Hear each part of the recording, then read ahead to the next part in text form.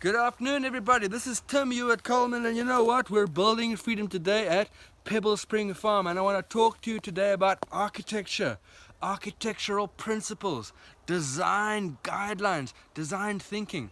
And you know what I'm going to be talking about? The Taj Mahal, the Empire State Building. No, I'm talking to you about this double-story chicken coop stroke rabbit hutch. You see, we've got chickens upstairs, rabbits downstairs. And there's a whole lot of principles that I seriously want to talk to you guys about.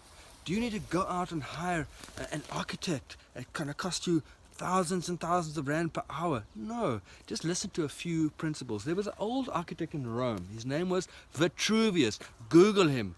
He said what makes architecture different to any other structure, architecture different to building, is that it conforms to three principles: firmness, commodity, and delight.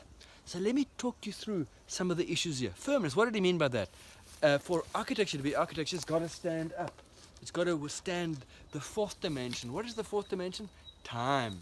It can't just stand up now. It's got to stand up for 5 years, 10 years. How long do you want this chicken coop to stand? My sister's chicken coop in Wilderness is standing for 10 years already. At least 10 years. So firmness. Is it firm? Yes, it's firm. It's in the ground. It's bolted together properly. It's geometrically ordered. So it's firm. That's normally the easiest thing to get right with architecture, is firmness.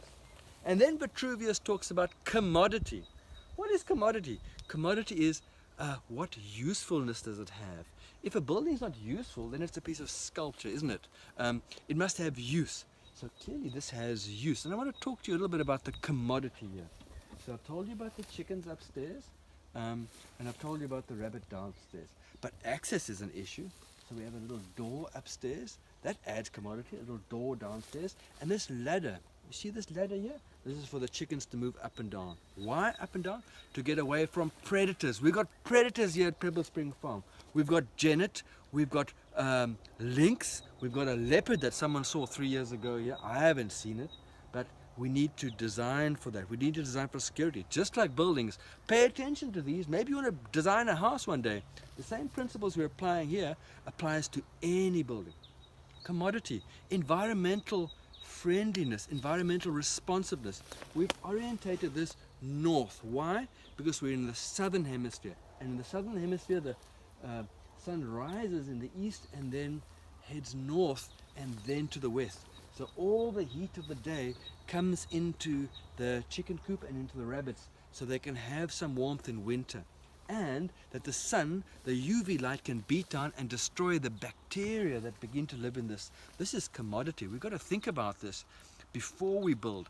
Architecture is about conscious building. That's what architecture is. Consciousness meets building equals architecture. Rainwater harvesting. We harvest all the rainwater we need for these rabbits and these chickens from this little 3 square meter roof. Making our lives simple, meaning that we don't have to walk up and down to the water tanks all the time. There's enough water harvested here. We can harvest 2 kiloliters a year, which is more than 5 liters a day. More than what we need. Much more than what we need. So we shelter the back here. You don't need to come around the back here, but I'm going to tell you it's sheltered here from the wind. Why? Because our wind comes from the southwest, and we want to shelter the animals at night so that they don't have to die from exposure. We don't like our animals to die or to become uncomfortable. So that's commodity that we're dealing.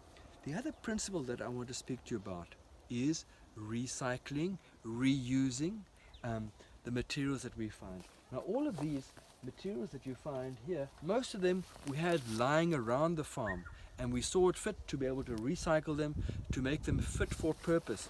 You can see even at the back here, what we've done is to create a shading device.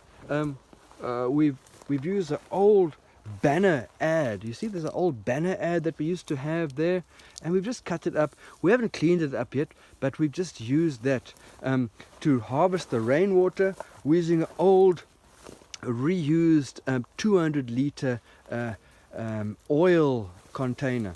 Now that's one of the principles that we are talking about on a much larger scale with formal architecture as well. What can we reuse? What can we not send to the tip every time?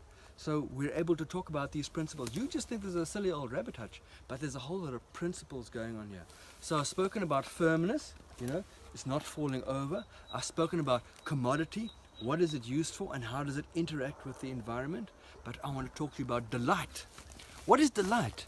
Architecture isn't architecture unless it's delightful. Now you tell me, isn't this a delightful little building? I think it's a delightful little building. It's I've designed a whole lot of buildings in my short career, but this is a delightful, delightful, delightful structure. I'm so proud of it. So there we have architecture is firmness, commodity, and delight. And this little thing is architecture. You know what? I'm going to take photographs of this and stick it on my wall. I love it so much. This is Tim Hewitt-Coleman telling you to go out and make architecture because we're building freedom today. And I'm out.